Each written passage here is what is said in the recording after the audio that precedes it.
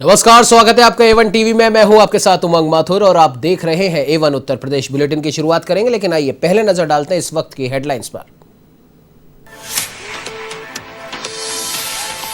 पंजाब के मुख्यमंत्री कैप्टन अमरिंदर सिंह ने दिया इस्तीफा, राज्यपाल को सौंपा मंत्रिमंडल सहित खुद का इस्तीफा। कहा, आलाकमान को जिस पर भरोसा है उसे बनाए मुख्यमंत्री।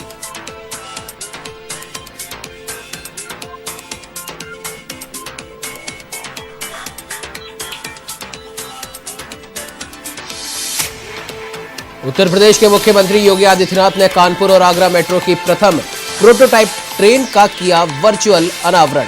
कहा कि विकास में मील का पत्थर साबित होगी ये योजना, लोगों को मिलेगी राहत।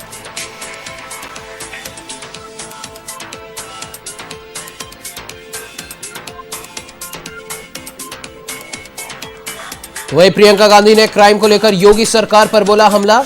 कहा, एनसीआरबी के आंकड़ों के अनुसार दलित और महिला अत्याचारों में देश में अव्वल है योगी सरकार।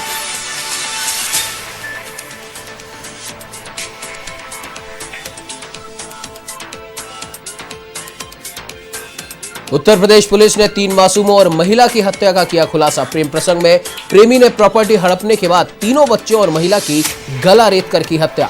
तीनों आरोपियों को किया गया गिरफ्तार।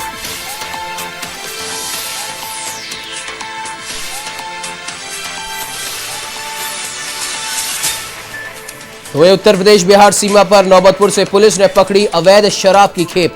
ट्रक और कार में भरकर हरियाणा से बिहार जा रही थी लाखों की शराब। 5 तस्करों को भी किया गिरफ्तार।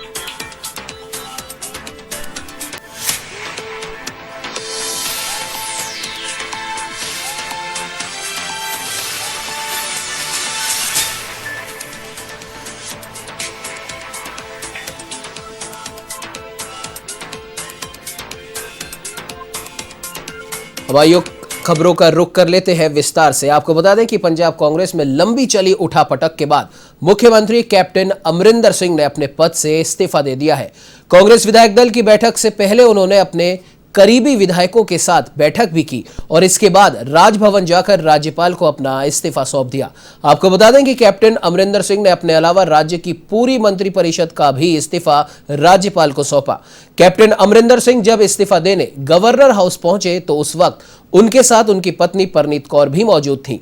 जानकारी के लिए बता दें कि राज्यपाल बनवारी लाल पुरोहित को इस्तीफा सौंपने के बाद कैप्टन अमरिंदर सिंह ने खुलकर कांग्रेस आलाकमान से अपनी नाराजगी जाहिर की।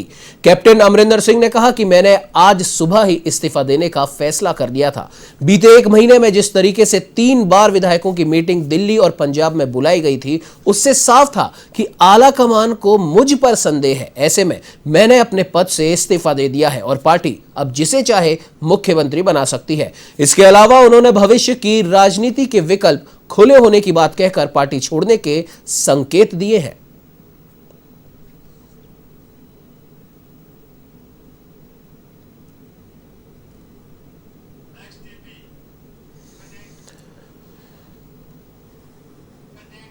तो वहीं पश्चिम बंगाल में भारतीय जनता पार्टी को भी एक बड़ा झटका लगा है। पूर्व केंद्रीय मंत्री और पूर्व भाजपा सांसद बाबुल सुप्रियो औपचारिक रूप से तृणमूल कांग्रेस यानी कि टीएमसी में शामिल हो गए हैं।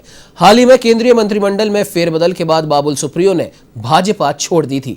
उन्होंने राजनीति से संन्यास की भी घोषणा की थी। उन्हें पार्टी के राष्ट्रीय महासचिव और मुख्यमंत्री ममता बनर्जी के भतीजे अभिषेक बनर्जी ने टीएमसी की सदस्यता दिलाई।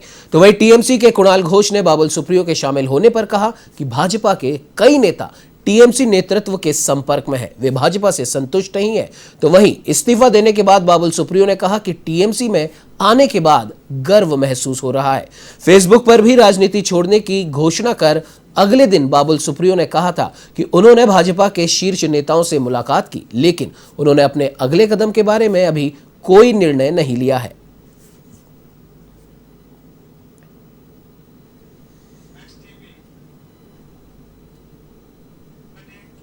तो वही मुख्यमंत्री योगी आदित्यनाथ ने वीडियो कॉन्फ्रेंसिंग के जरिए कानपुर और आगरा मेट्रो की प्रथम प्रोटोटाइप ट्रेन का अनावरण किया। आपको बता दें कि उत्तर प्रदेश सरकार फिलहाल कानपुर और आगरा में मेट्रो की सुविधा उपलब्ध कराने के लिए युद्ध स्तर पर काम कर रही है। ऐसे में गोरखपुर, झांसी, वाराणसी, प्रयागराज और मेरठ में भी मेट्रो सेवा के लिए डीपीआर बनाकर वो भेज चुके हैं या फिर डीपीआर की प्रक्रिया अंतिम स्थिति में है।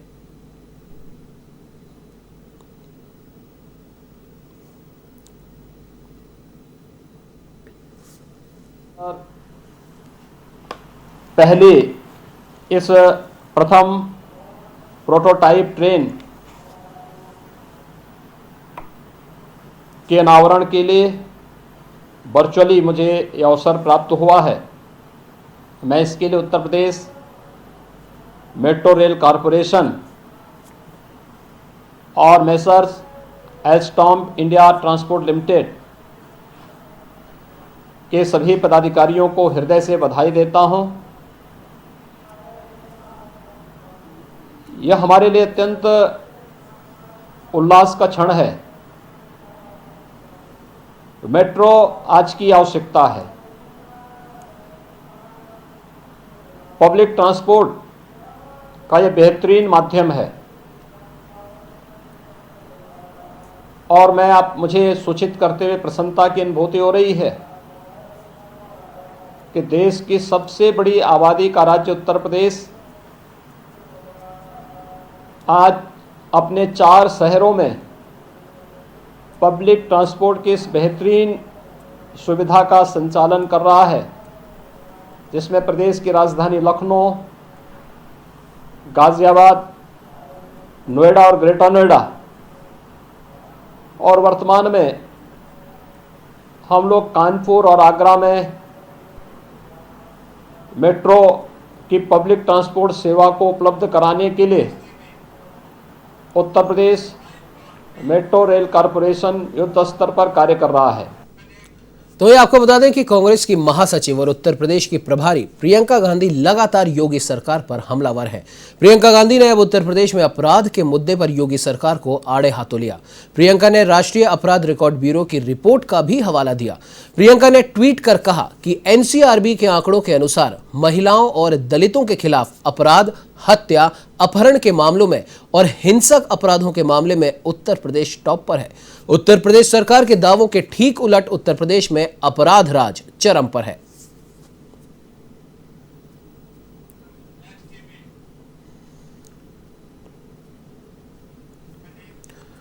तो लखनऊ के मोहनलालगंज मुख्यालय में संपूर्ण समाधान दिवस का आयोजन किया गया। इस दौरान डीएम अभिषेक प्रकाश भी शिविर में पहुंचे और फरियादियों की समस्याएं सुनी और संबंधित अधिकारियों को पीड़ितों की दिक्कत दूर करने के निर्देश भी दिए।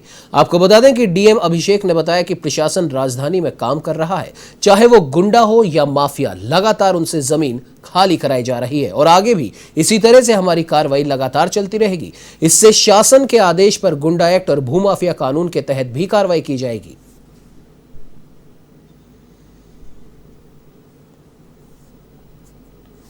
एक दिन निर्धारित किया जाएगा हर हफ्ते में लगभग 4 घंटे के लिए, जिस दिन मुख्य रूप से अविवादित वरासत या खतौनियों में जो शुद्धिकरण होना है या खतौनियों की जो अगर नकल उद्धृत कॉपी लेनी है, नेम करेक्शन है, इन सब चीज़ों को अलग से एक दिन अभियान के रूप में हर हफ्ते चलाया जाएगा। तो वही गोंडा के बाहुबली सांसद ब्रजभूषण शरण सिंह ने बंदूक के बल पर आए तालिबान से सीख लेने की बात कही है। आपको बता दें कि राजनीतिक दलों के नेताओं पर अपरोक्ष कटाक्ष करते हुए राष्ट्र के साथ नेताओं को भी मजबूत होने का संदेश दिया है। अमेठी के मुसाफिरखाना में दंगल कार्यक्रम में जाते हुए सुल्तानपुर में सांसद ने यह बयान दिया। इस दौरान कटका बाजार में सांसद ब्रजभूषण शरण का फूलों की वर्षा कर स्वागत भी किया गया। इस दौरान उन्होंने खत्म हो रही दंगल प्रतियोगिताओं और प्रतिभाओं को पुनर्जीवित करने का भी आह्वान किया।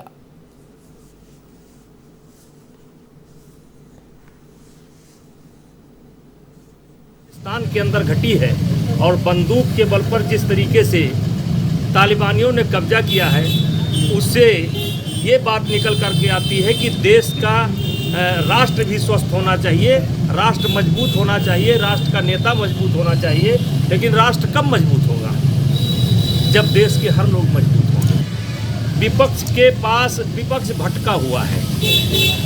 जिस विषय पर सारी दुनिया चिंतित है, अभी कल प्रधानमंत्री जी ने सारी दुनिया के लोगों से कहा है, अपील किया है उन्होंने कि अगर आप जो है इस पर अगर मान्यता देते हैं तो सोच समझ करके दुनिया विचार करे, क्योंकि इस प्रकार से उग्रवाद और आतंकवाद को बढ़ावा देना ठीक नहीं है। स्पष्ट भारत का रुख है, प्रधानमंत्री का रुख है। अब हमारा दुर्भाग्य है विपक्ष का कि सर्जिकल स्ट्राइक पर सवाल उठाएंगे, एयर स्ट्राइक पर सवाल उठाएंगे, वैक्सीन पर सवाल उठाएंगे। ये दुर्भाग्य है। तो वही समाजवादी पार्टी के महाराष्ट्र अध्यक्ष और सपा विधायक आपको बता दें कि अबू आजमी रायबरेली पहुंचे, जहां उनका सपा कार्यकर्ताओं ने जोरदार स्वागत किया और इस दौरान सपा नेता अबू आजमी ने भाजपा पर निशाना भी साधा। उन्होंने भाजपा पर हिंदू मुस्लिम को मंदिर के नाम पर बांटने का आरोप लगाया। उन्होंने प्रधानमंत्री नरेंद्र मोदी पर निशाना साधते हुए कहा कि पीएम मोदी ने अपना एक भी वादा जनता से पूरा नहीं किया। तो वहीं किसानों के मुद्दे पर भी आजमी ने भाजपा पर निशाना साधा।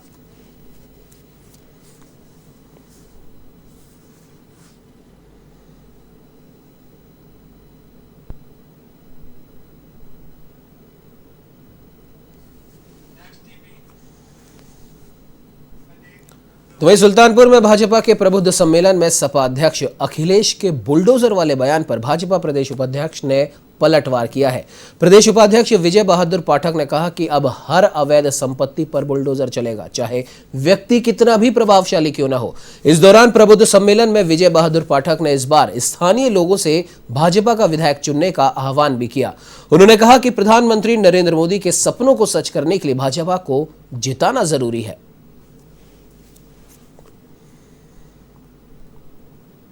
परंपरा है समाज और संपर्क। संपर्क सभी वर्गों से हो, सबसे हो, इसलिए समाज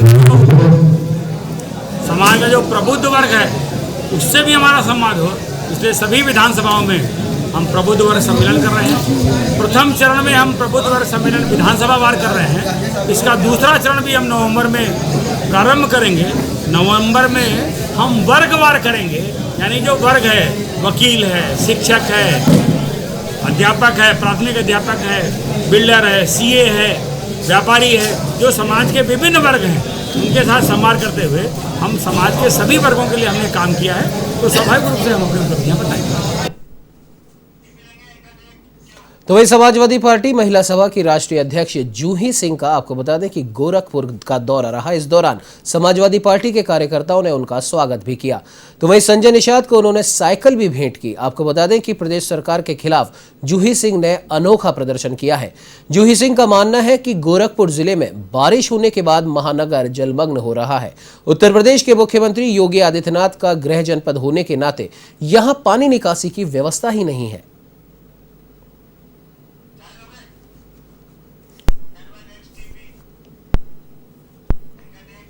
तो ये आपको बता दें कि उत्तराखंड में इस साल फरवरी में आई त्रासदी के दौरान उत्तर प्रदेश के लखीमपुर खीरी का एक मजदूर भी लापता हुआ था। मजदूर के आश्रितों को निघासन एसडीएम ने तहसील सभागार में 1 लाख रुपए का चेक सौंपा। जानकारी के लिए बता दें कि चमोली में ग्लेशियर फटने से यह हादसा घटित हुआ था और इस दौरान पावर प्रोजेक्ट में काम कर रहे 33 मजदूर बह गए थे, जो कि लखीमपुर खीरी जिले के थे।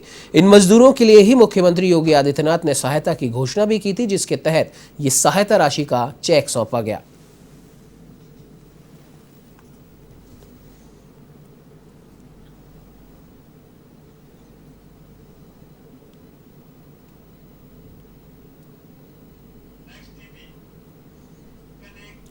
तो वही बहराइच के फकरपुर के गजाधरपुर और माधवपुर थाना इलाके में 3 मासूमों और एक महिला की हत्या के मामले में पुलिस ने खुलासा किया है।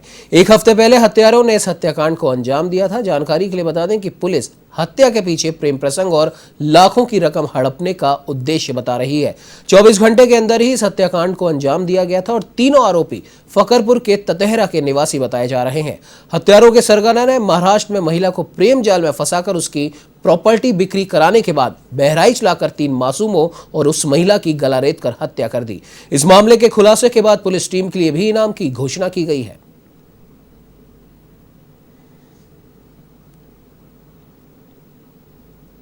देखिए ऐसा कि सामान्य रूप से हम लोग ने जनता को बताया कि वो सुंदर देगा, 25,000 रुपये का इनाम दिया जाएगा। इस बीच कई लोग आए उस गाँव के आसपास, उन लोगों ने जिसको भी भुलिया रंगरूप पॉजिटिव बताया। हमारी जो तकनीकी टीम थी, तकनीकी टीम को और खासतौर से हमारे जो ऑब्जर्वेशन से हम लोग को आया कि इस तरह की हत्या 3 परिस्थितियों हो सकती है। एक महिला की हत्या, साथ उसके बच्चों की हत्या। कोई भी आदमी अपने बच्चों की हत्या सामर्थ्य नहीं कर सकता, तो इस निश्चित रूप से जो हत्या करने वाला आदमी महिला से जुड़ा हो सकता है, लेकिन बच्चों को नहीं काटेगा। इस आधार पर हम लोग आगे स्टोरी बढ़ाया और बाकी जो गाँव के लोग मिले पूरा हुलिया बताया लोगों का कैसे थे क्या था। बता दें कि भाजपा ओबीसी मोर्चा की पहले दिन की कार्य समिति की बैठक डॉक्टर राम मनोहर लोहिया अवध विश्वविद्यालय के संत कबीर सभागार में संपन्न हुई। इस बैठक के दौरान पत्रकारों से मुखातिब होते हुए बीजेपी के प्रदेश अध्यक्ष स्वतंत्र देव सिंह ने कहा कि भाजपा हमेशा गांव, गरीब और किसान की खुशहाली की बात करती है। बीजेपी प्रदेश अध्यक्ष स्वतंत्र देव सिंह ने सपा और बसपा पर निशाना साधा। उन्होंने कहा कि एक वंश और एक परिवार ने पूरे राज्य को लूटा। तो वहीं उन्होंने कहा कि 19 अक्टूबर को सरकार के 4.5 साल पूरा होने पर सभी जिलों में प्रेस कॉन्फ्रेंस होगी। 27,700 केंद्रों पर चौपाल भी होगी।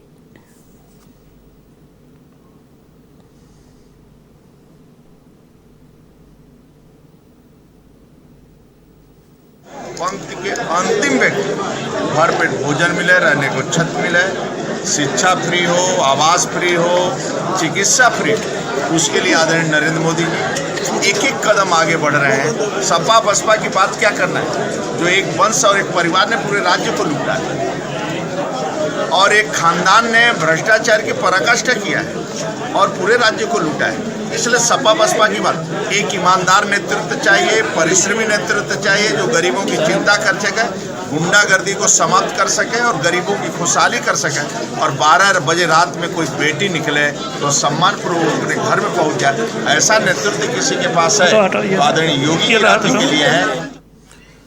तो वहीं आपको बता दें कि अमरोहा में पिछले दिनों भाजपा नेता के घर में 3 बदमाशों में से एक बदमाश को कोतवाली पुलिस ने गिरफ्तार कर लिया है।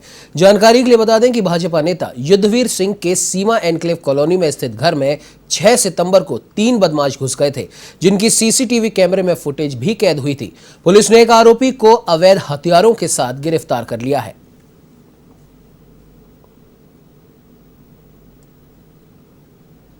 अमरोहा नगर थाना क्षेत्र में एक सीसीटीवी फुटेज में एक घर के सामने कुछ 3 जो है युवक दिखाई दिए थे। उसके आधार पर मुकदमा पंजीकृत किया गया था और जिस पर वर्कआउट करने के लिए टीमें लगाई गई थी। इसमें एक अभियुक्त को गिरफ्तार कर लिया गया है और उसी ने अपने दूसरे साथी का नाम बताया है। उसकी गिरफ्तारी के लिए प्रयास जारी है और एक तीसरे जो अभियुक्त है उसके लिए भी टीमें लगाई गई हैं।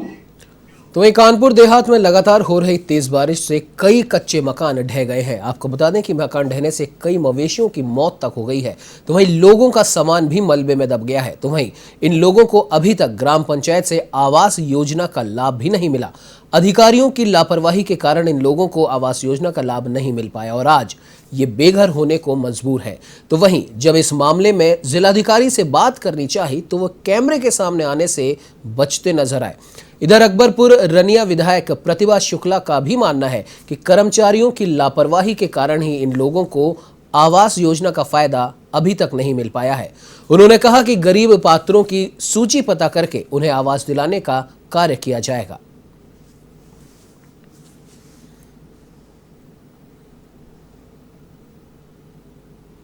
साढ़े 5 बजे लमसम दीवार गिरी, उसमें जानवर थे 3 भैंस के जानवर।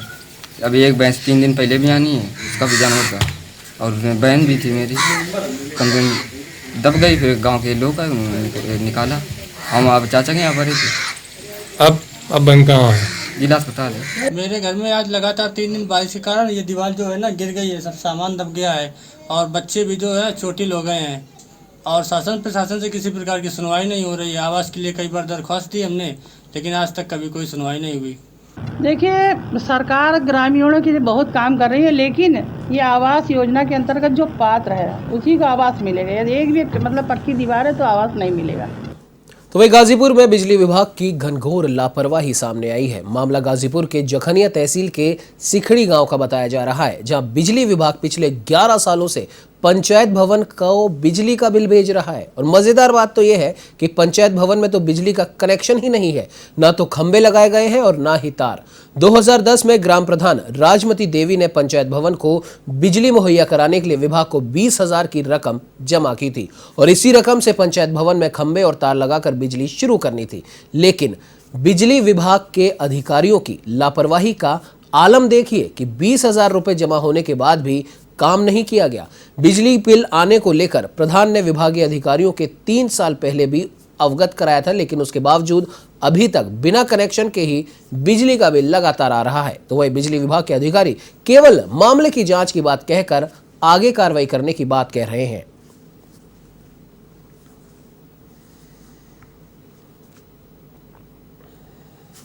फोन बना था, उनके द्वारा 10/7/2011 में कनेक्शन के लिए अप्लाई किया गया था।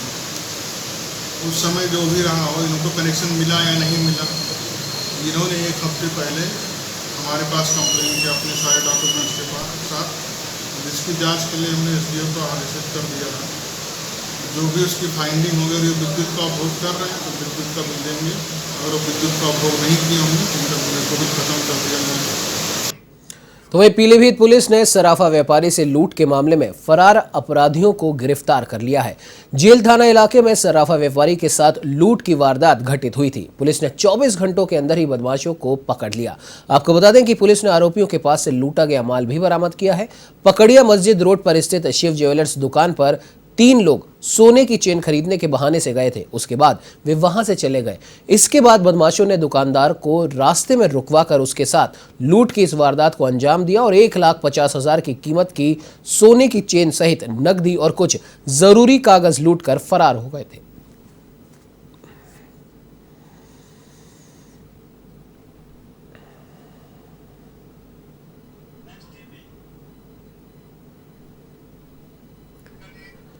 तो एक कन्नौज के विष्णुगढ़ थाना इलाके में मां आनंदी देवी मंदिर के पुजारी की मौत पर लोगों में काफी आक्रोश व्याप्त है। पीड़ित पक्ष का आरोप है कि पुलिस की प्रताड़ना और धमकी से मंदिर के पुजारी की मृत्यु हो गई। मंदिर में बिना परमिशन के गणेश प्रतिमा स्थापित करने पर एसओ ने पुजारी और उसके बेटे पर मुकदमा दर्ज करने की धमकी दी थी। पीड़ित पक्ष का आरोप है कि इसके बाद ही पुजारी को सदमा लगा और उनकी मौत हो गई।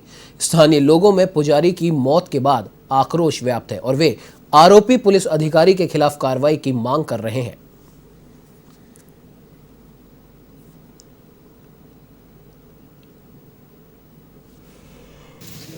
ये हमारे भाई साहब, बड़े भाई साहब थे राकेश कुमार सैनी, जो इस मंदिर के लमसम 20 सालों से महंत हैं।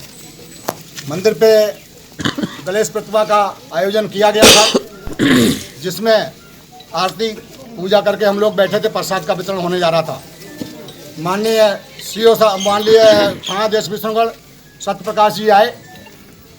हम लोगों ने सोचा कि पुलिस आ गई है, प्रसाद के लिए बुलाया, मना कर दिया और ये कहने लगे तुरंत पुलिसिया हिसाब से कि किसकी परमिशन से ये प्रोग्राम किया गया, इसका संरक्षक कौन है, अध्यक्ष कौन है, इसका पैसा आता है वो कहाँ जाता है, किसके पास है, पैसे वाले को बुलाइए, कौन पैसा रखता है इसका। इस बुलेटिन में फिलहाल इतना ही। देश प्रदेश की तमाम खबरों को जानने के लिए आप बने रहिए हमारे साथ और देखते रहिए A1 TV। नमस्कार।